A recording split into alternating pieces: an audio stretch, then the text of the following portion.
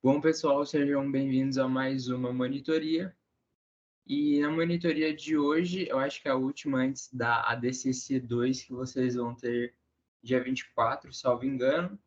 E para essa última, eu programei uma revisão sobre o tema de competência. Então, competência é um tema bem amplo, a Luísa comentou comigo que tratou isso em 3 aulas. Então, eu separei aqui nessa revisão os principais pontos de competência, mais uma questão prática dela, de como vocês enxergarem um exercício na prova e definir a competência daquela ação vai ser analisada pelo órgão judiciário X. Então, é esse o meu intuito da aula de hoje. Eu preparei o material para vocês, estou compartilhando a tela, e esse material também tem no grupo, tem no Drive que o Matheus criou próprio para a gente estar postando os materiais. Então, vamos começar do começo. O que é a competência? Qual que é o conceito de competência? A competência, em uma definição bem simples, que vocês vão encontrar em muitos lugares, nada mais é do que a limitação da jurisdição. A competência é a medida da jurisdição. Mas como assim? Vamos destrinchar esse conceito. A jurisdição é o poder de o Estado dizer o direito. A aula passada, em jurisdição. Então, a jurisdição nada mais é do que o poder-dever de o Estado juiz definir uma questão, atribuindo uma solução a um conflito. Só que para o Estado, em especial o Estado brasileiro, exercer isso, ele tem que se dividir em inúmeros órgãos. O Estado brasileiro é enorme, a gente tem um país de proporções continentais, com inúmeros estados, municípios. Então, como que um único poder judiciário concentrado iria conseguir resolver todas as demandas da sociedade? É pragmaticamente impossível.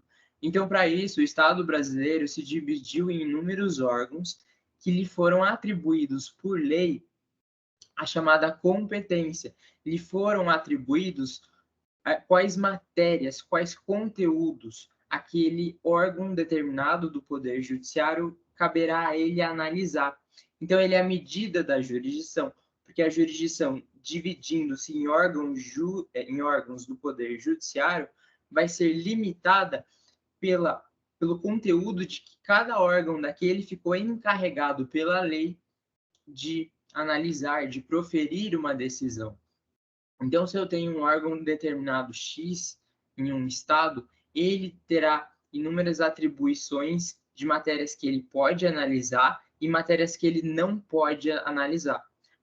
As matérias que ele pode analisar, a gente fala que aquele juiz, aquele tribunal, ele é competente para conhecer aquela ação. Se ele não pode analisar aquela matéria, aquela ação, ele é incompetente e ele não pode decidir sobre aquele assunto. Entendido o conceito de jurisdição, a gente tem que entender quais os limites dela, qual a extensão, então, da jurisdição agregando, né, o conceito de competência. Para isso, a gente tem que lembrar da jurisdição internacional e a limitação pela soberania. O Estado brasileiro tem o poder de dizer o direito, jurisdição. Por isso mesmo, ele é soberano. Nas decisões dele, nenhum outro Estado alheio, um país alheio ao Brasil, a Argentina, vai poder interferir. Então, nas decisões do Poder Judiciário brasileiro, aqui serão cumpridas sem a interferência de nenhum outro Estado alheio. Do mesmo modo, as decisões de Estados estrangeiros proferidas no país dele vinculam aquele país e em nada alcançam o Estado brasileiro. Então, uma decisão proferida por um juiz na Argentina em nada vai alcançar o Brasil, porque o Brasil é um Estado soberano e cabe a ele dizer o direito em território nacional.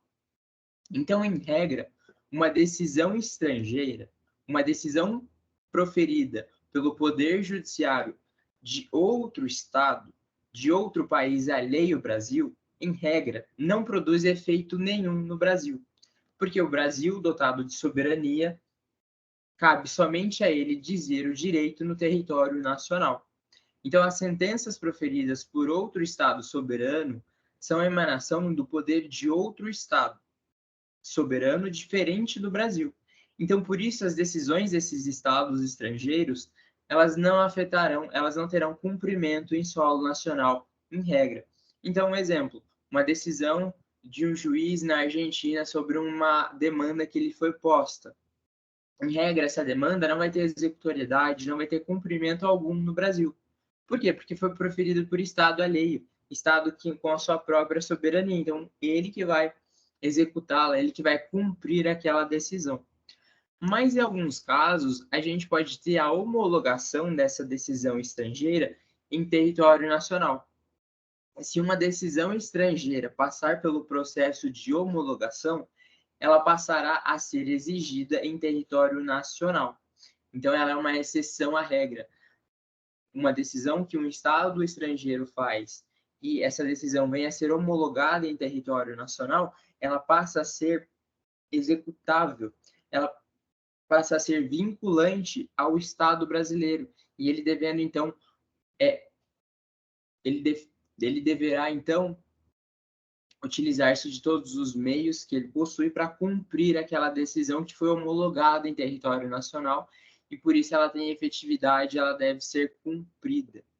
Para a gente homologar uma decisão estrangeira em território nacional, passa por um processo específico perante o Superior Tribunal de Justiça, o STJ, conforme prevê o artigo 105, inciso I, a linha I da Constituição, e cumprir os requisitos nos artigos 960 e seguintes do Código de Processo Civil. Então, além do Superior Tribunal de Justiça ser o encarregado de homologar essa decisão estrangeira, essa decisão vai ter que cumprir os requisitos dos artigos 960 e seguintes do Código de Processo Civil. Então, lá ele enumera inúmeros requisitos, por exemplo, o respeito ao devido processo legal naquele país, a ciência das partes, o cumprimento das formalidades processuais no país de origem da decisão, para essa decisão, então, ser homologada, ser trazida para o Brasil e poder ser cumprida em território nacional. Se a decisão estrangeira for homologada em território nacional, ela passará a ser um título executivo judicial, ou seja, um título, um direito reconhecido que vai poder ser executado, que vai poder ser exigido por inúmeros meios frente ao Poder Judiciário brasileiro. Então, o Poder Judiciário brasileiro vai adotar os meios necessários para que essa decisão seja cumprida em território nacional. Então, essa execução da decisão vai ser feita na Justiça Federal. Quando eu, então, homologo uma decisão estrangeira em território nacional, quando eu trago uma decisão estrangeira para o território nacional, depois que eu homologo ela, eu vou fazê-la ser cumprida frente na Justiça Federal. Certo? E por último, o último ponto da soberania, da jurisdição, a gente não pode confundir esse conceito de soberania com a aplicação do direito material estrangeiro. Em algumas ações, a solução do conflito, embora esse conflito, para ser solucionado, seja realizado num processo no Estado brasileiro, a solução dele, o direito material, vai ser advindo de um país estrangeiro, excepcionalmente. E essas regras a gente encontra na LINDB, na Lei de Introdução às Normas do Direito Brasileiro. Então, a título de exemplo, eu tenho um imóvel no Brasil e, na verdade, meu pai tem um imóvel no Brasil, só que vamos supor que meu pai é um cidadão português de Portugal e lá ele é domiciliado, só que ele tem um imóvel no Brasil. Aí ele morre, tem um infarto. Esse inventário desse bem imóvel, dessa casa que se situa no Brasil, vai ter que correr, esse processo de inventário vai correr na justiça brasileira.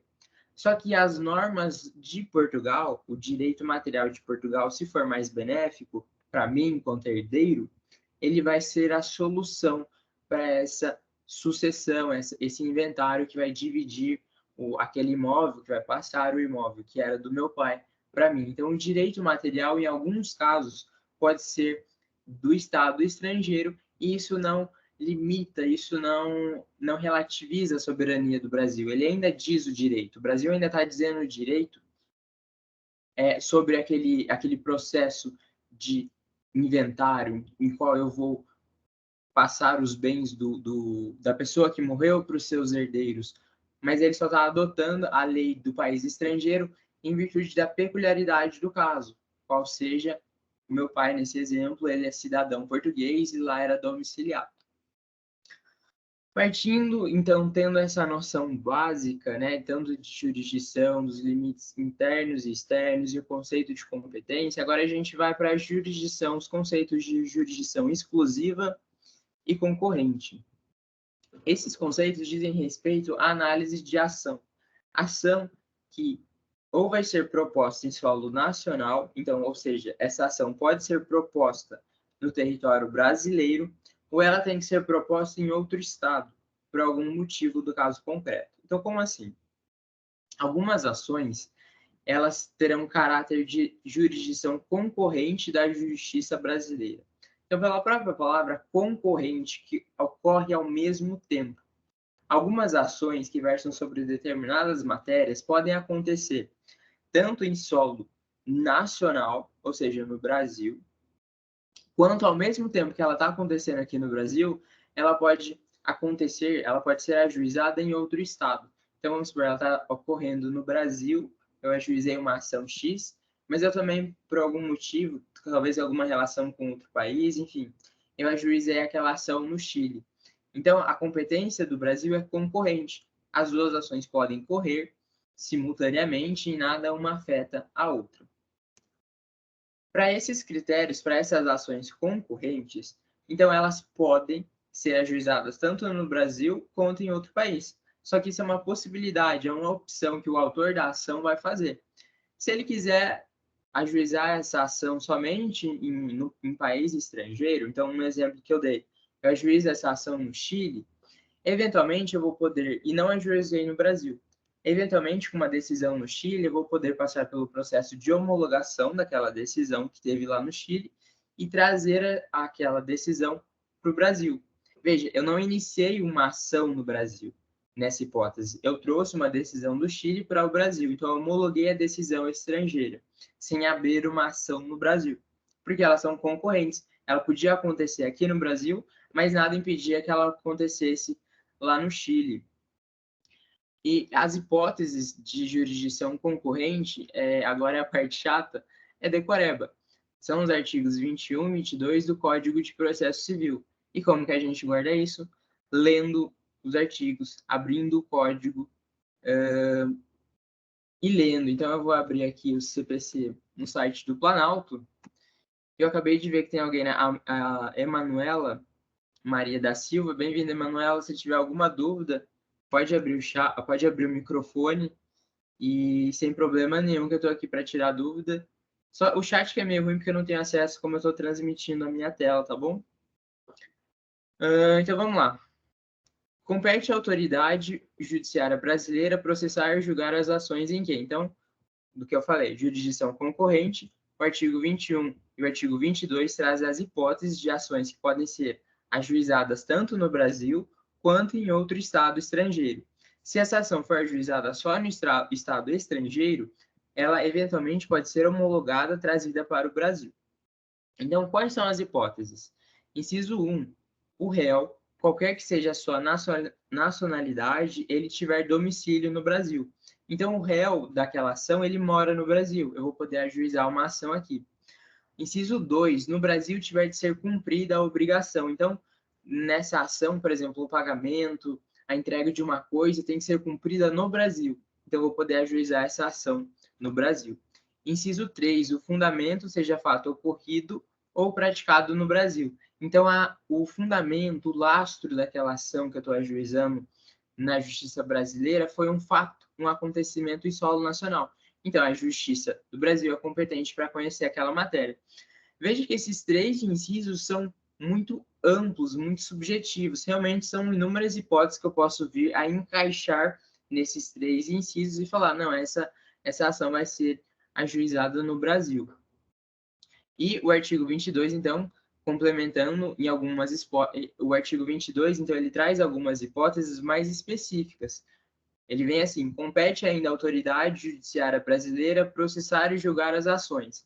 Então, ele traz nos incisos situações bem específicas, como se fosse um afunilamento.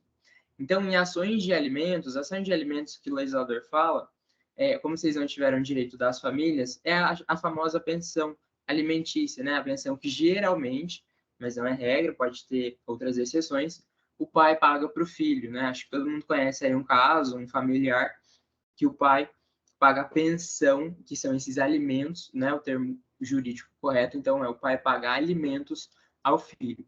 Então, quando que uma ação de alimentos, de pensão alimentícia, vai ser ajuizada na Justiça Brasileira? Quando o credor tiver domicílio ou residência no Brasil. Quem é o credor de uma ação de alimentos? É aquele que pede os alimentos. Então, no caso desse exemplo do pai e do filho, é o filho. Então, o filho tiver residência ou domicílio, ele morar no Brasil. A linha B, o réu mantiver vínculos no Brasil, tais como posse ou propriedade de bens, recebimento de renda ou obtenção de benefícios econômicos. O réu é contra quem eu ajuizo. Então, se o filho vai ajuizar a ação contra o pai, né? Então, o devedor é o réu. Então, é na hipótese do exemplo do pai e do filho, o pai tiver bens no Brasil, ou então ele recebe pensão do Estado brasileiro, enfim, ele é aposentado no Brasil, então eu posso ajuizar a ação aqui. Inciso 2, decorrência de relação de consumo, quando o consumidor tiver domicílio ou residência no Brasil, então tem uma relação de consumo aí, de compra e venda, com uma empresa e um particular, e o consumidor tiver domicílio no Brasil, eu posso ajuizar essa ação na Justiça Brasileira. E inciso 3, em que as partes, expressa ou tacitamente, se submetem à jurisdição nacional. É a hipótese de eu elaborar um contrato com alguém e falar assim, olha, e se a gente discordar de alguma coisa nesse contrato, a gente vai levar a situação à justiça brasileira. Então, eu estou elegendo a justiça brasileira pela minha vontade, a vontade de quem está naquele contrato comigo, como a competente para decidir esse conflito, certo? São hipóteses de decoreba, não adianta ler o artigo para conseguir lembrar dessas hipóteses. Partindo agora para a segunda classificação, a gente tem também a chamada jurisdição exclusiva brasileira. Nessa hipótese, prevê o legislador, prevê o Estado brasileiro, que nessas hipóteses do artigo 23 do Código de Processo Civil, essa ação só pode correr no Brasil. Para ela ter alguma eficácia, para ela poder eventualmente ser cumprida em solo nacional, essa ação deve ser ajuizada aqui. Não pode ser ajuizada, então, em outro país e ser homologada.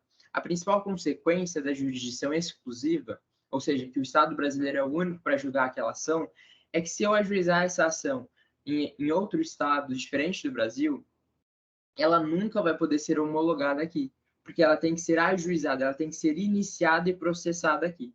Então, no exemplo da Argentina, vamos supor que eu tinha uma ação que eu ajuizei na justiça do estado da Argentina, né, do país da Argentina. Então, tem uma decisão da Argentina sobre determinada ação que eu levei até eles. Eu não posso homologar essa ação da Argentina no Brasil. Essa homologação inexiste nos casos de jurisdição exclusiva brasileira. Para eu poder fazer cumprir a matéria que trata essa decisão, eu tenho que iniciar um processo que vai ter que correr totalmente no Poder Judiciário brasileiro. Então, eu tenho que iniciar uma nova ação no Poder Judiciário brasileiro para sim ser possível o cumprimento daquela demanda, porque o Estado brasileiro reconhece que ele é o único capaz, ele é o único competente de julgar aquela demanda. Então, elas nunca poderão ser homologadas ações que foram decididas no estrangeiro, pois cabe ao Estado brasileiro exclusivamente e unicamente decidi-las para ele poder ter, então, cumprimento em território nacional. São as hipóteses do artigo 23 do Código de Processo Civil. Deixa eu voltar aqui para o Código. Artigo 23. Compete à autoridade judiciária brasileira, com exclusão, supressão de qualquer outra. Então, qualquer outra jurisdição não vai poder decidir isso para ter efeito no Estado brasileiro. E ele prevê aqui os 3 incisos. Inciso 1. Conhecer as ações relativas a imóveis situados no Brasil. Então, se é uma ação, por exemplo, de uso capião de uma casa que eu tenho aqui no Brasil, eu não posso ajuizar essa ação no Chile, eu tenho que ajuizar essa ação no Brasil. E até faz sentido, se esse imóvel está no Brasil, o que o território do Chile tem a ver para decidir com isso? Não tem nem lógica. A lógica é, está em território nacional, aqui vai ser decidido. Inciso 2, em matéria de sucessão hereditária, então, é o processo de quando alguém morre e eu vou dividir os bens dessa pessoa, dividir a herança. Proceder à confirmação do testamento particular e ao inventário e à partilha de bens situados no Brasil, ainda que o autor da herança seja de nacionalidade estrangeira ou domicílio fora do território nacional. O inciso 2 fala assim, se alguém morreu e essa pessoa tinha bens no Brasil, sejam eles móveis ou imóveis, a justiça brasileira vai ser a competente para ajuizar essa ação e para fazer a divisão desses bens. Por quê? Porque os bens estão no Brasil, a mesma lógica do inciso 1. Como esses bens estão no Brasil, nada mais justo do que o Estado brasileiro processe aquela ação, discuta esses bens que estão em território nacional. E o inciso 3, em divórcio, separação judicial ou dissolução de união estável, em que tiver, de novo, bens situados no Brasil, ainda que o titular tenha nacionalidade estrangeira ou ele resida em território fora do nacional. Então, de novo, relativo a bens. As três hipóteses são relativas a bens. Então, se eu vou discutir um divórcio, e nesse divórcio eu tenho bens no Brasil que eu quero discutir, esse divórcio deve ocorrer na justiça brasileira, frente, então, à jurisdição, o poder do Estado brasileiro solucionar aquele conflito. E agora, por exclusão, a gente vai para o último tópico. Então, quais são os casos? A gente viu os casos que vão ser analisados pela justiça brasileira, sejam, então, eles do artigo 21 e 22 de forma concorrente, ou no artigo 23 de forma exclusiva pela jurisdição brasileira. E o que, então, a justiça brasileira não vai conhecer, não vai poder processar? É por exclusão. Então, tudo aquilo que não se encaixar nos incisos, nos artigos 21 e 22 e 23 do Código de Processo Civil, a justiça brasileira não vai analisar em matéria civil. A justiça brasileira, então, se eu ajuizar um processo aqui em matérias que não estão previstas nos artigos 21, 22 e 23 do Código de Processo Civil, ela vai simplesmente extinguir por fim aquele processo sem resolver a matéria que eu levei, sem resolver os pedidos, sem resolver a questão que eu levei até a justiça brasileira. Então, por exclusão, que não cabe nas hipóteses dos artigos 21, 22 e 23 do Código de Processo Civil, não vai poder ser analisado pela justiça brasileira e, por isso, o eventual processo vai ser extinto sem a resolução do mérito. Por exclusão, então, se não pode ser aqui decidido, não encaixa nenhuma dessas hipóteses, não cabe à justiça brasileira. Mas se a gente for ver, os artigos 21 e 22 são bem amplos, então eles abarcam um grande contingente de hipóteses.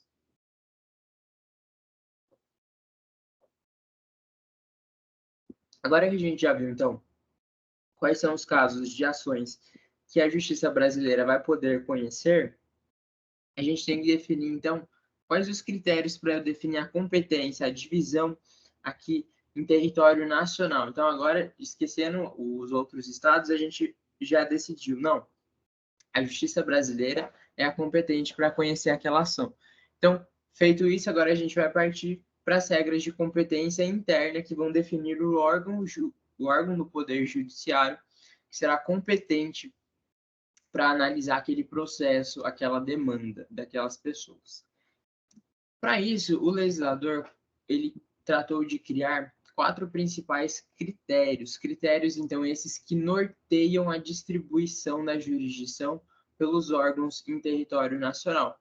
São 4 critérios que a gente tem que guardar para a gente, eventualmente, poder, então, definir, né, melhor dizendo, qual órgão do Poder Judiciário brasileiro será encarregado de analisar aquela questão. O primeiro critério que o legislador adotou é o valor da causa. Então, nas causas cíveis, toda causa civil será atribuído um valor.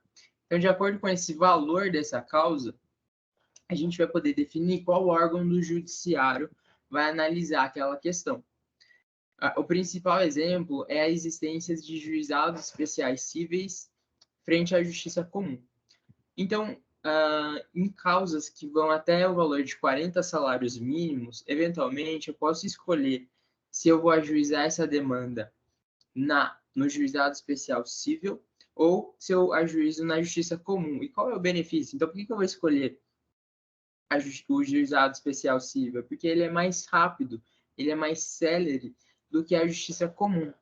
Então, em algumas causas, dependendo do seu valor, eu vou poder falar, olha, eu quero escolher aquele órgão judiciário tem competência para conhecer essa minha causa. É o exemplo do juizado especial civil, que tem a competência de julgar ações com valores de até 40 salários mínimos, o que vai dar hoje ali cerca de 50 mil reais, algo a mais, algo a menos desse valor. Então, eu posso definir a competência quanto o valor que eu atribuí àquela causa, o valor econômico que eu discuto naquela ação. Então, o legislador, em algumas hipóteses, define a competência de acordo com o valor da causa, o valor econômico que está sendo discutido naquela demanda. Outro critério que o legislador adotou é a matéria. Então, quanto à matéria que está sendo vinculada naquela demanda. De acordo com o assunto, matéria ou assunto que eu vou tratar naquela ação, pode a competência, então, ser de diferente tribunal, vara ou juízo. Como assim? Na competência da matéria, do assunto que eu estou tratando, a gente tem duas principais implicações. A gente tem a competência originária em tribunais superiores. Tribunais superiores são o Superior Tribunal de Justiça e o STF, o Supremo Tribunal Federal, principalmente são esses dois órgãos. Algumas matérias, alguns assuntos têm que iniciar obrigatoriamente nesses tribunais. Por que algumas matérias? Porque, em regra, um processo começa num juízo de primeira instância, a vara, né, o juízo ou vara da minha cidade, aqui o chamado juízo em primeiro grau. E no decorrer do processo, ele vai subindo as instâncias até chegar nos tribunais superiores. Mas, excepcionalmente, algumas causas que veiculam algumas matérias ou assuntos, elas têm que começar, competência originária, nesses tribunais superiores, porque a lei falou assim, não, essas matérias, esses tribunais superiores que vão analisar, cabe a eles decidir sobre isso. Aí eu trouxe o exemplo de ações diretas de inconstitucionalidade, elas iniciarão no Supremo Tribunal Federal. Então, está previsto no artigo 102, inciso 1 da Constituição. Ações, só isso não precisa aguardar, porque isso nem é matéria desse semestre, isso é matéria de outro momento em direito constitucional, mas ações diretas de inconstitucionalidade são ações que eu vou questionar a constitucionalidade de uma norma e porque eu questiono, então, uma lei abaixo da Constituição perante a Constituição. Então, eu questiono, será que essa lei está de acordo com a Constituição? Esse questionamento será feito no Supremo Tribunal Federal, obrigatoriamente. Não vai ser feito no juiz aqui da minha cidade, na vara da minha cidade, ou então no tribunal do meu estado. Essa matéria, esse assunto, é definido pelo Supremo Tribunal Federal, iniciando um processo lá em casos específicos, são partes específicas também, não qualquer um que pode ajuizar essa ação. E também a competência das justiças especiais. Então, a gente tem no Brasil duas espécies de justiça. A gente tem a justiça especial e a justiça comum. O que é a justiça especial? O legislador brasileiro criou 3 hipóteses que atraem para si matérias específicas. Então, se ocorrer determinada matéria, elas são atraídas por uma dessas 3 justiças especiais. Então, o legislador tratou de criar 3 justiças especiais que vão analisar matérias específicas previstas em leis. Quais são essas 3? A primeira é a justiça do trabalho. Então, toda vez que eu tiver uma causa, por exemplo, que eu tiver discutindo uma relação entre um funcionário, um empregado e um empregador, atrasou o salário, demitiu, não pagou os direitos trabalhistas, não pagou férias, não pagou 13º, ou então uma relação com a empregada doméstica. Todas essas ações de cunho trabalhista vão ser analisadas, vão ser atraídas pela justiça trabalhista. Essa justiça especial trabalhista vai atrair essa matéria e só ela é competente para julgar essa demanda.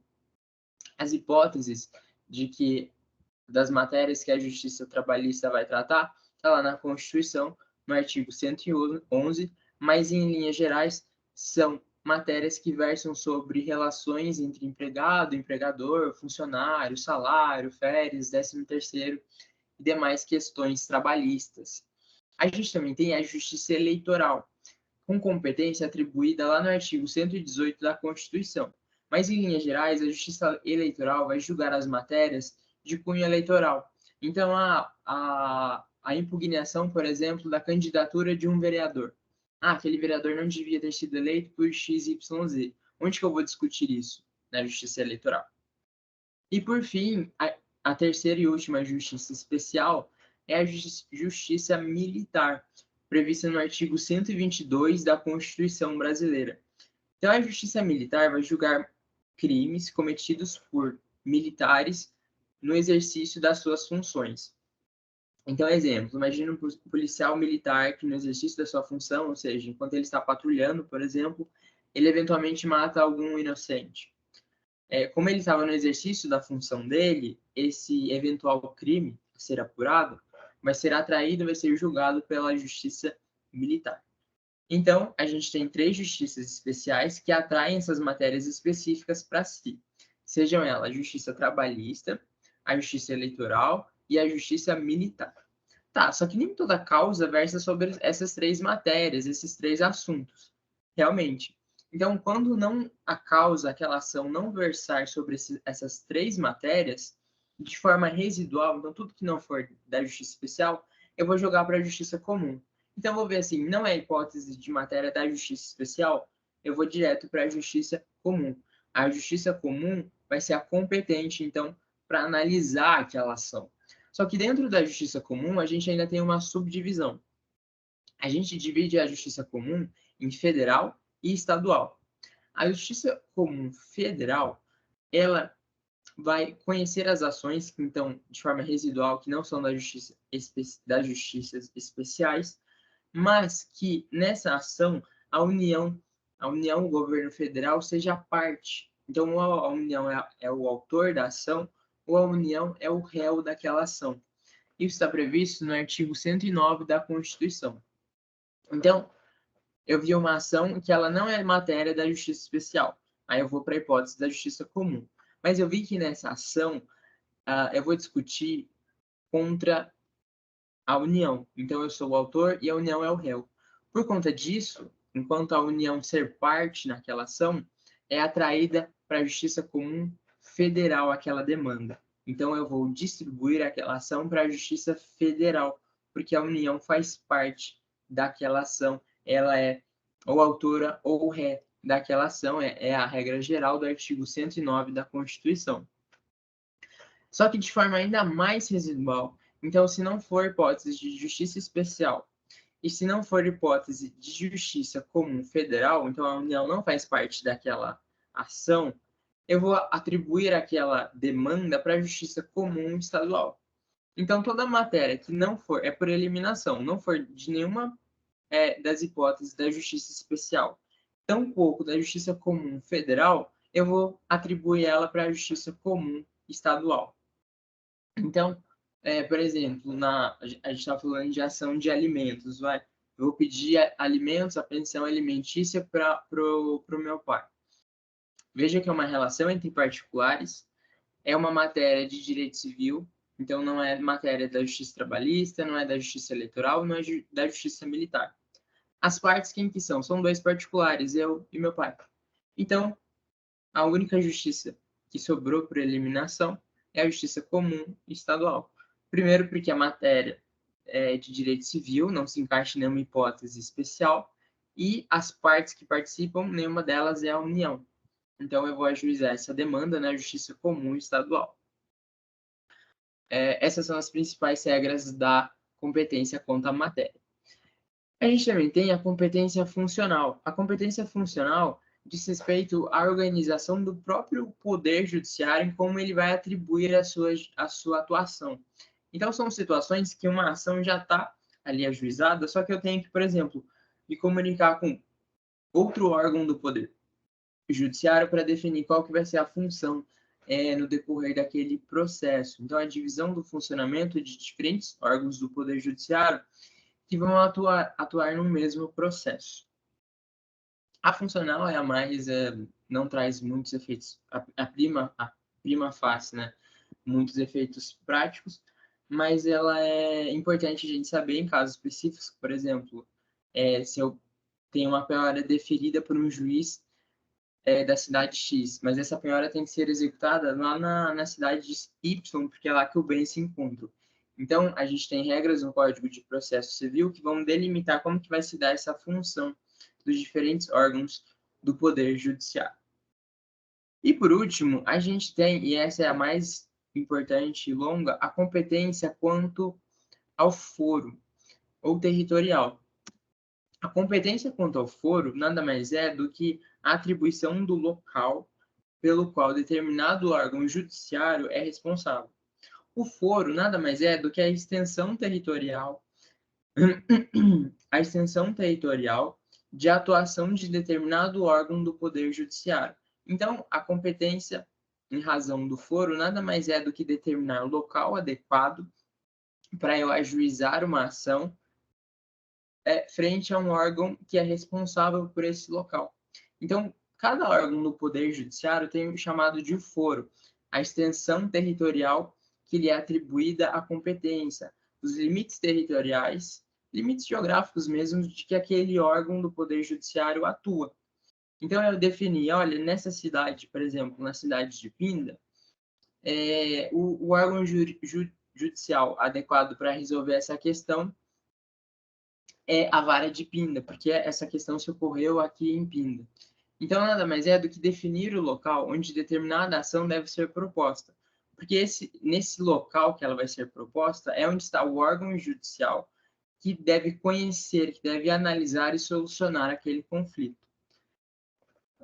Em primeira instância, que é então em primeiro grau, o foro, a extensão territorial de atuação daquele órgão do Poder Judiciário, é sinônimo de comarca. Então, muitas vezes a gente vê a comarca de Pinda, ou é sinônimo de foro de Pinda, a extensão territorial de atuação dos poderes daquele órgão do Judiciário. Então, a gente tem uma série de regras que vão definir, para determinado local, o foro competente é o órgão X. O primeiro, a gente tem uma regra geral, que é a mais fácil de guardar. Em geral, uma ação vai ser ajuizada no foro do réu. Então, esse foro do réu é o foro comum. Por que, então, em regra, uma ação vai ser ajuizada no foro do domicílio do réu? No local onde o réu mora, né? Domicílio, então, é o lugar onde eu me estabeleço, onde eu resido, com ânimo definitivo, com vontade de estar ali. Então, por que, em regra, uma ação ela vai ser ajuizada no domicílio do réu? Para a gente facilitar a defesa. Então, para o réu poder apresentar defesa naquele processo de forma mais fácil, em regra, então, uma ação vai ser ajuizada na onde o réu mora, no domicílio do réu, para facilitar a atuação da defesa dele, para respeitar o princípio do contraditório, de que todo mundo tem o direito de se defender. Então, em regra, uma ação, eu vou ajuizar aquela ação no foro do domicílio do réu, é o chamado foro comum. Então, vamos supor que eu tenho uma ação, eu estou dirigindo meu carro e alguém bateu no meu carro e na cidade de Guará, vai. E quem bateu no meu carro, que está errado, ele mora em Guará também. Então, para eu ajuizar uma ação cobrando a reparação desse dano, eu vou ajuizar essa ação no foro de Guaratinguetá, no órgão judiciário de Guaratinguetá, porque é o foro do domicílio do réu, é lá que ele mora. Só que essa regra geral, ela não vai ser aplicada se eu tiver uma norma específica. Então, se eu tiver uma norma especial, um critério específico trazido na lei, eu vou afastar essa regra geral do foro comum. Eu não vou ajuizar aquela ação em regra no domicílio do réu se eu tiver uma norma especial que prevê situação em contrária. E essas situações em contrárias, de novo, não tem o que ser feito, é abrir o Código de Processo Civil e decorar. Né? Então, nos artigos 47 e seguintes do Código de Processo Civil, ele traz uma série de critérios especiais que vão definir o foro competente para eu ajuizar uma ação em consonância com, por exemplo, o fato, o acontecimento, ou então o bem que eu estou discutindo. Ele vai trazer uma série de critérios que vão definir qual é o foro, qual é o local que eu devo ajuizar uma ação no Poder Judiciário. E isso é importante saber para a gente, embora seja decoreba, a gente tem que acabar retendo o máximo possível dessas informações. Então, na primeira hipótese, no artigo 47, o legislador prevê que uma ação vai ser proposta no foro do imóvel, toda ação que versa sobre um imóvel. Então, se eu quero discutir sobre uma casa na cidade de Lorena, que foro que eu for ajuizar essa ação? Se é uma casa em Lorena, eu vou ajuizar essa ação no foro da onde encontra esse imóvel. Então, eu vou ajuizar essa ação em Lorena, para eu discutir sobre os direitos reais. Então, por exemplo, uma ação de uso capião, uma ação que discuta o usufruto daquela casa, eu vou eventualmente ajuizá-la no foro da onde ela se encontra, no foro da cidade de Lorena, no órgão judicial de Lorena. Agora, outra hipótese, na sucessão, eu vou ajuizar aquela ação de divisão da herança no foro do último domicílio de cujos do morto. Então, toda vez que alguém morrer, a gente tem que abrir um processo, né, de inventário para dividir a herança, dividir os bens, eventualmente quitar dívidas. E o local para eu ajuizar essa demanda vai ser no último domicílio, no último local que o morto morava. Então, no último lugar que o morto residiu, é o foro competente para conhecer a ação que vai analisar aí aquela demanda que vai dividir o inventário, que vai dividir os bens que o morto deixou. Em ações que versam sobre ausência, o foro competente é o último domicílio do ausente. Então, ausência lá de parte geral de direito civil, ausência é quando alguém some do nada, né, em termos bem simples, é como a ausência é quando a pessoa some do nada, a gente não tem o corpo daquela pessoa para atestar que ela está morta, mas também a gente não tem como falar que ela está morta nem está viva, e ela sumiu por um período longo de tempo.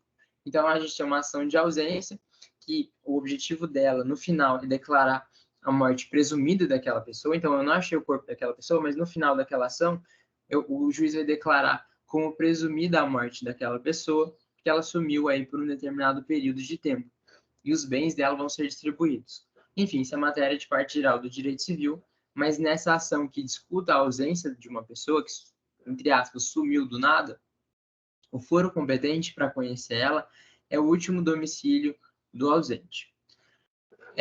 Na D, quando eu tiver uma ação que seja a parte um réu incapaz, eu vou propor essa ação no domicílio do seu representante. Então, de novo, incapacidade, matéria de parte geral do direito civil, mas a gente tem que lembrar que são absolutamente incapazes os menores de 16 anos e relativamente incapazes em geral, né? Quem tem entre 16 e 18, quem é ébrio, habitual, viciado em tóxico, pródigo ou quem não pode exprimir vontade por causa transitória permanente. Então, toda ação que eu tiver um réu incapaz, o foro competente para eu ajuizar, o local onde eu devo ajuizar essa ação, nada mais é do que o domicílio do seu representante, né? Então, a gente tem que lembrar que o incapaz tem um representante, uma pessoa ali que auxilia ele nos atos da vida civil, e aonde é o domicílio do representante.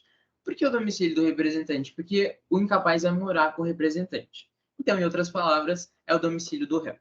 Porque o incapaz não vai morar, ele vai, obrigatoriamente, né, nas hipóteses, o domicílio do incapaz é onde se encontra o representante. Então, é no domicílio do incapaz. Foro da União, ou seja, ações que são parte da União ou territórios federais. Nessas ações em que a União for parte, a gente tem duas hipóteses. Se a União for autora de uma ação, então, por exemplo, se o governo federal vai entrar com uma ação contra mim, por exemplo, cobrando dívida fiscal que eu nunca declarei imposto de renda, ela vai fazer isso no domicílio do réu, ou seja, no meu domicílio. Até é a regra geral, né, do próprio código, e para facilitar a minha defesa, né, porque a União, quanto o governo federal, está represada em Brasília. Imagina como que eu vou oferecer defesa, embora em processos eletrônicos, mas a defesa facilita no domicílio do réu, que é o meu domicílio nesse exemplo. Agora, se a união é ré, então se eu vou entrar com uma ação contra a união, a gente tem duas hipóteses. Ou no domicílio do autor, ou seja, para facilitar mesmo para o autor nessa ação, porque ele promove contra a união, ou então na capital do Brasil, que é o Distrito Federal. Então, se eu vou ajuizar uma ação contra a união, eu tenho duas hipóteses. Ou no domicílio, no meu domicílio, enquanto autor, ou na capital federal, que é o Distrito Federal. Agora, e se for um estado membro da federação, ou se for uma ação que tem como parte o Distrito Federal, um estado membro, São Paulo, por exemplo? A regra é a mesma, então é pegar a hipótese da União, só que aplicar para os estados da federação. Então, se o autor é o estado da federação ou o Distrito Federal, o domicílio vai ser o do réu, contra quem ele ajuiza a ação, ou na capital. Na verdade, se o Estado ele é autor da ação, é no domicílio do réu. Ponto. Agora, se o Estado ele é réu naquela ação, ou o autor vai poder ajuizar a ação no domicílio dele ou na capital do Estado. Então, por exemplo, se eu ajuizo uma ação contra o Estado de São Paulo, ou eu ajuizo essa ação na onde eu moro, em Pindamonhangaba, ou eu ajuizo essa ação na capital do Estado. A capital de São Paulo é a cidade de São Paulo, então eu vou ajuizar essa ação no foro lá de São Paulo. E agora, foros especiais. Previu ainda no artigo 53 do Código de Processo Civil alguns foros para tratar alguns assuntos especiais, matérias específicas. Então, agora ele deixa de ser abstrato e trata de matérias mais específicas ainda do legislador. No artigo 53, ele prevê que ações de divórcio ou dissolução de união estável, a gente tem 3 eventuais foros de acordo com a presença de alguns elementos nesse divórcio. Então, o primeiro deles, se nesse divórcio o casal tem filho menor de idade, menor, incapaz, então tem filho menor de 18 anos, o local, o foro competente para conhecer aquela ação é o domicílio do guardião das crianças. Quem é o guardião das crianças, em outras palavras, é quem tem a guarda das crianças e quem está com a criança. Então, se a criança está morando com o pai apenas, o pai é o guardião dessa criança. E essa ação de divórcio, então, vai ser proposta no domicílio do pai.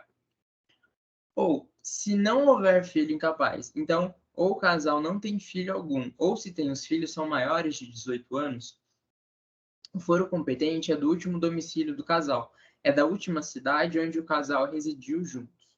Mas se nenhum dos casal, nenhuma das pessoas desse casal reside no mesmo domicílio de antes, o foro competente é o domicílio do réu. Então, se aquele casal não reside, nenhum deles, né, reside no domicílio antigo deles, o foro competente vai ser o domicílio do réu. Então, se o cônjuge vai entrar contra o outro cônjuge, vamos supor, né, um homem ou uma mulher, a mulher vai pedir divórcio. Ela que vai iniciar a ação, ela que é a autora da ação de divórcio. Então, ela vai ajuizar essa ação se não tiver filho incapaz, ou se ela não residir no domicílio, né, no antigo domicílio do casal, vai ser no domicílio do marido, da pessoa que ela quer se divorciar. O marido vai ser réu, então vai ser no domicílio dele. Agora, tem um caso específico, um caso ainda mais específico que vai atrair a regra de competência. Se esse casal tiver a presença de violência doméstica, então é uma previsão da Lei Maria da Penha, se for um caso de violência doméstica, o domicílio competente é o da mulher, é o da mulher que sofreu a violência doméstica. É uma facilitação, é uma proteção que o legislador está fazendo à mulher para ela apresentar a defesa e o processo correr no domicílio dela, para ela não ter que se deslocar, né, em situações delicadas. Fechado essas hipóteses de divórcio, agora a gente vai em hipótese de ação de alimentos. Então, em ação de alimentos, ação que eu peço pensão alimentícia, né, em termos mais simples, o foro competente, o local que eu devo ajuizar, é no domicílio do alimentando, do credor, ou seja, é daquele que pede os alimentos. Então, no exemplo clássico, né, do pai que paga pensão para o filho. O filho é o alimentando, ele é credor daquele alimento. O pai é o alimentante, ele é o devedor daqueles alimentos. Onde que eu vou ajuizar essa ação? no domicílio do filho, no local onde o filho mora.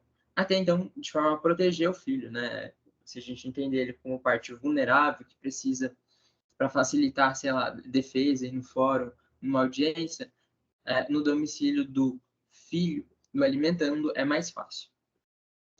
E também, agora, o legislador trouxe hipóteses de a gente ajuizar a ação no lugar que se encontram ou a pessoa ou a coisa. Como assim? Se eu tenho uma ação em que a ré, né, então contra quem eu estou ajuizando aquela ação, uma pessoa jurídica, uma empresa, em regra, o local competente é a sua sede. E é onde encontra, então, onde aquela empresa exerce as suas atividades. Se for uma obrigação, uma ação que versa sobre uma obrigação de fazer, o foro competente é o local onde a obrigação deve ser satisfeita. Então, se eu tenho que entregar uma... Não, isso é obrigação de dar. Se eu tenho que prestar um serviço para alguém na cidade de Lorena, por exemplo, eu tenho uma obrigação de fazer. Então, se essa obrigação tem que ser cumprida em Lorena, eu vou ajuizar essa ação no foro de Lorena. Agora, se for uma ação que verse sobre direitos do Estatuto do Idoso, então, sei lá, o idoso está vindicando algum direito dele que não foi respeitado, alguma prerrogativa que está prevista no Estatuto do Idoso, ele deverá ajuizar aquela ação no domicílio dele. Então, como uma forma de proteção, né? A maioria dessas exceções, o legislador visa proteger. Então, nesse caso, para proteger e facilitar a vida do idoso, essa ação vai ser proposta na residência, no foro, né, de domicílio de residência do idoso. Agora, ações, uma hipótese bem específica, né, ação que visa a reparação de dano em virtude do ofício da serventia de notorial, registro, que são as atribuições de cartório, o foro competente é a sede do cartório. Vamos supor que você foi fazer um serviço no cartório e esse serviço te causou danos, né? Então, o cartório foi imprudente com alguma ação dele e isso te gerou danos. Onde você vai pleitear a reparação desses danos é no foro, no local onde se encontra o cartório. Então, se esse cartório se encontra em Lorena eu vou ajuizar aquela ação. Acabando, a quarta hipótese, então, foro competente do lugar, do ato ou do fato que ocorreu. Então, o local competente vai ser onde ocorreu determinado ato ou fato, em ações sobre reparação de dano. Então, vamos supor que na cidade de Taubaté, eu tô lá e eu acabo xingando, ofendendo, esculhambando com a Maria. Como eu proferi esses xingamentos, nasce para Maria a prerrogativa dela entrar na justiça e exigir uma reparação por danos morais. Então, como isso aconteceu em Taubaté, essa ação deverá ser ajuizada no foro, no território, né, no foro de Taubaté. E uma hipótese específica, ou no lugar do ato do fato, em ação que versa sobre o réu administrador gestor de negócios alheios. Essa hipótese é bem específica, é mais decorar mesmo. Então, se o réu for um administrador de negócios alheios, eu vou ajuizar essa ação no local em que ocorreu essa administração. E a última hipótese, está acabando, está acabando a monitoria também. Na ação de reparação de dano, então, de novo, eu estou discutindo uma reparação de dano, só que mais específico ainda. Se esse dano foi causado, foi gerado por um acidente que envolva veículos, seja ele carros ou aeronaves, o foro competente vai ser o domicílio do autor ou o local do fato. Essa parte do local do fato é a mesma hipótese da anterior. No local que ocorreu o dano, é o local que eu vou vindicar a sua reparação. Então, até aí, ele está repetindo o que está na outra hipótese. Só que ele inova ao trazer a possibilidade de eu também ajuizar aquela ação no domicílio do autor. Então, vamos supor que eu estou dirigindo meu carro em Guará, eu moro em Pina, mas eu estou dirigindo meu carro em Guará, e lá naquela, eu não sei o nome daquela avenida, lá perto do Buriti Shopping, eu me envolvo num acidente causado por culpa do João. O João foi o culpado desse acidente, ele também estava de carro. Então, nasce para mim o direito de exigir na justiça que o João repare os danos que ele me causou. Eu vou poder escolher, eu vou poder ajuizar aquela ação de reparação de danos, tanto no domicílio meu, enquanto autor, que eu moro em Pina, então, em Pindamonhangaba, ou no domicílio, no local do fato, o local do fato onde ocorreu o acidente, em Guará, então no foro de Guaratinguetá. Beleza? E na última hipótese é uma exceção também de forma de proteção que o Código de Defesa do Consumidor traz. Lembra que se a ação tem como ré uma pessoa jurídica, uma empresa, eu vou ajuizar ela no local da sede da empresa? Só que se essa relação envolver uma empresa em uma relação jurídica de consumo, eu posso ajuizar essa ação no domicílio do autor. Então, vamos supor que eu comprei um celular nas lojas americanas. E vamos supor que na minha cidade não tenha lojas americanas. A regra geral seria eu ajuizar essa ação na sede das lojas americanas. Só que o direito do consumidor tem um caráter protetivo. Então, por conta disso, ele permite que eu ajuize essa mesma ação contra americanas, por ser uma relação de consumo, no local onde eu moro, no domicílio do autor. Então, nessa minha cidade que não tem americanas, eu posso ajuizar uma ação nessa minha cidade, porque é uma relação de consumo frente a uma empresa. Beleza, essas são as principais regras quanto à atribuição do local em que uma ação deve ser ajuizada, de acordo com o foro, né? Então, determinando o local dessa ação. E partindo para um aspecto prático, já está acabando a nossa monitoria, prometo, a gente tem a eliminação gradual de hipótese. Então, é um itinerário para a gente percorrer e para a gente definir, meio que afunilando as questões, para a gente definir a competência de qual órgão vai julgar aquela ação, qual órgão vai ser competente para conhecer aquela ação. Vai costurando, a gente vai meio que costurando todas essas informações, entrelaçando elas, para a gente definir, essa ação vai ser julgada na Justiça Comum Estadual na cidade de Lorena. Então, eu tenho que passar por um processo de afunilamento, meio que uma digressão. Então, qual é a primeira coisa que eu tenho que olhar? Eu tenho que olhar se essa ação pode ser ajuizada em solo brasileiro. Então, é olhar lá os artigos 21 a 23 do Código de Processo Civil. É a primeira coisa. Então, eu olhei lá. Essa ação pode ser ajuizada em território brasileiro. Beleza. Aí agora eu vou verificar se a matéria discutida não é originária de tribunais superiores. Então eu vou lá no artigo 102, inciso 1 da Constituição e o 105, inciso 1 da Constituição, eu vou ver essa matéria aqui que eu quero discutir. Ela é competência originária, ela tem que começar no Tribunal Superior, seja STF ou STJ? Se ela não... E daí eu consultei lá a Constituição e eu vi, não é competência originária de Tribunal Superior. Então eu vou ver. Se ela não é competência desse Tribunal Superior, eu vou verificar se ela não é de nenhuma da Justiça Especial. Eu vou ver se ela não é da Justiça Trabalhista, eu vou ver se ela não é da Justiça Militar ou da Justiça Eleitoral. Eu vou lá, então, ver as matérias previstas nos artigos 114, 121 e 124 da Constituição, que vê as matérias que essa justiça vão analisar. Mas, basicamente, trabalhista, relações com funcionário, militar, crimes que o militar cometeu em serviço, e eleitoral, que vai ser sobre direitos eleitorais. Aí eu vi, mas eu vi que essa ação, se, por exemplo, for uma matéria trabalhista, eu parei aqui e vou falar, é competente a justiça brasileira, em especial a justiça trabalhista, ponto. Agora eu vi, não é caso de justiça especial, então eu vou para a justiça comum, lembra que a justiça comum é residual. Aí eu vou ver.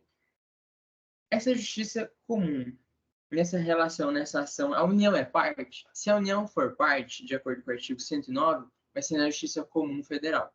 A União não é parte. Então, sobrou a Justiça Comum Estadual.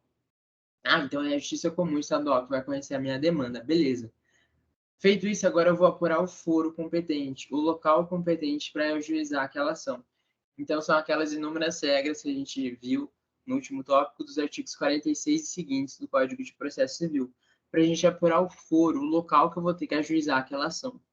Feito isso, agora, por último, eu vou verificar o juízo competente. O juízo competente é mais específico. Você já soube, por exemplo, que uma ação vai ser deve ser proposta lá na cidade de Lorena.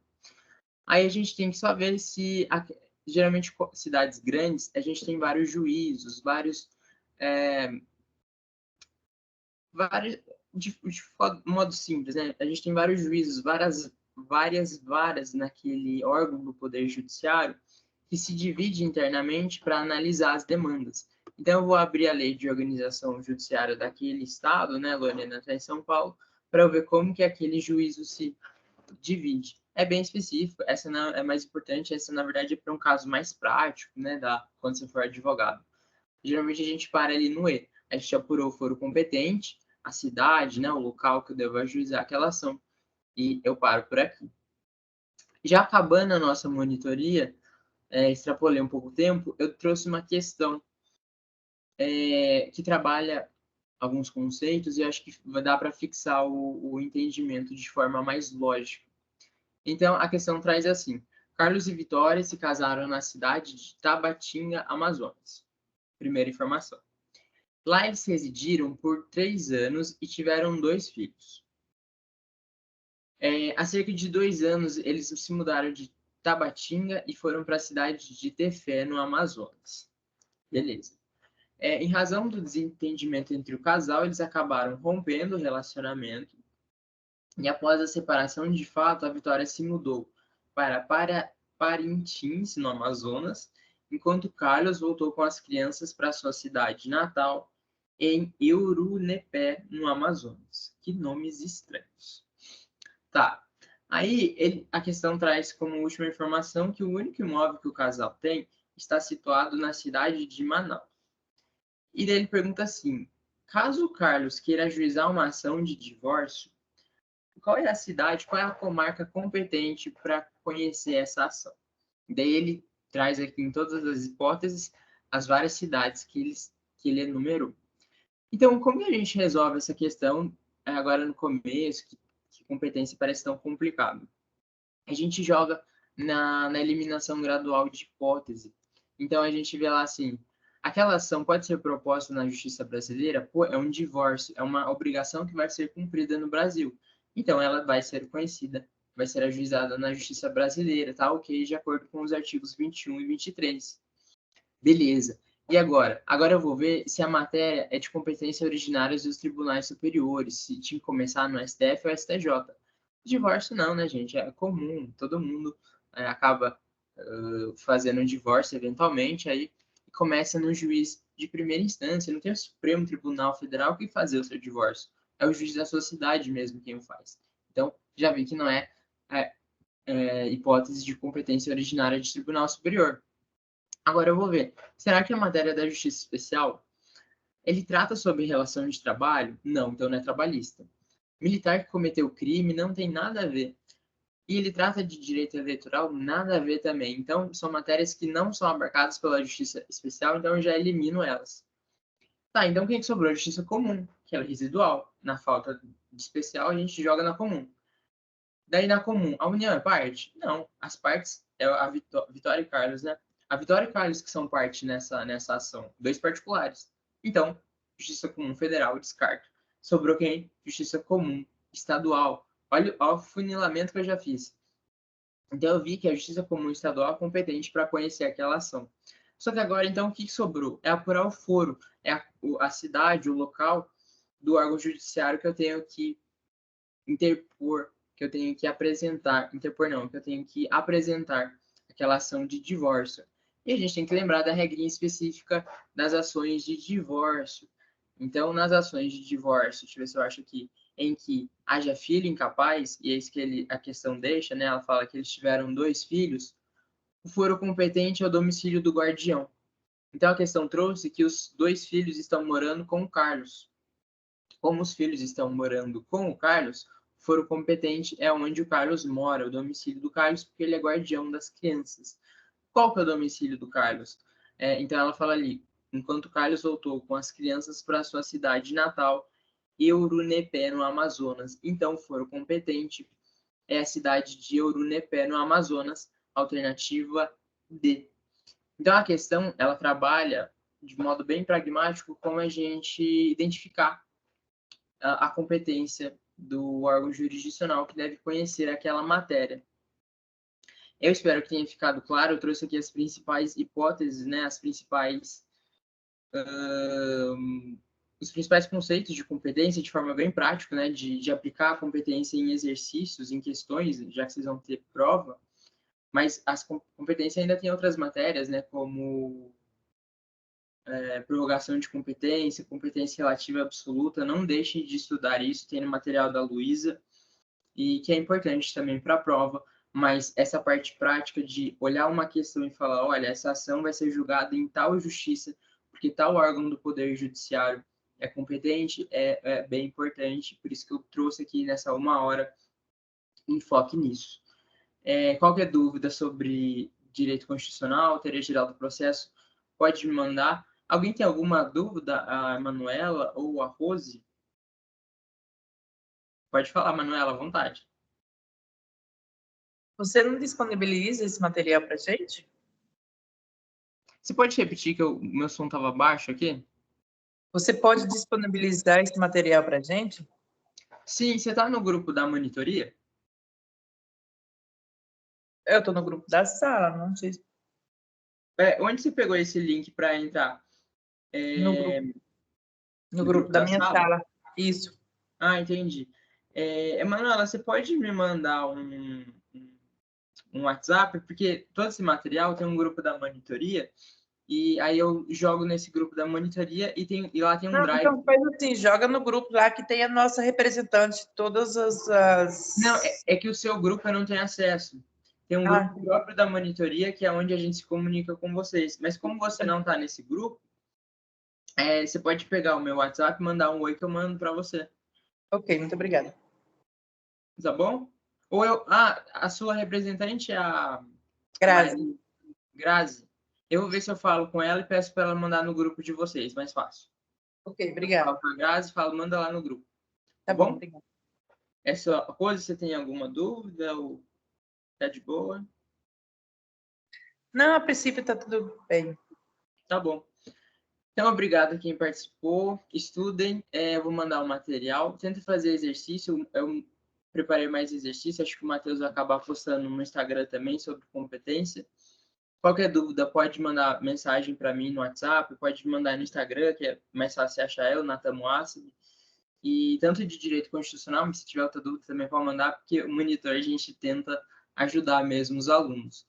Obrigado às duas que estão aqui participando. Essa monitoria vai ficar gravada. Então, se quiser eventualmente assistir, depois está lá no YouTube. Obrigado, Emanuela. Boa tarde para você. Bons estudos. Obrigado, Rose. Obrigado, Rose. Bons estudos. Obrigado pela participação.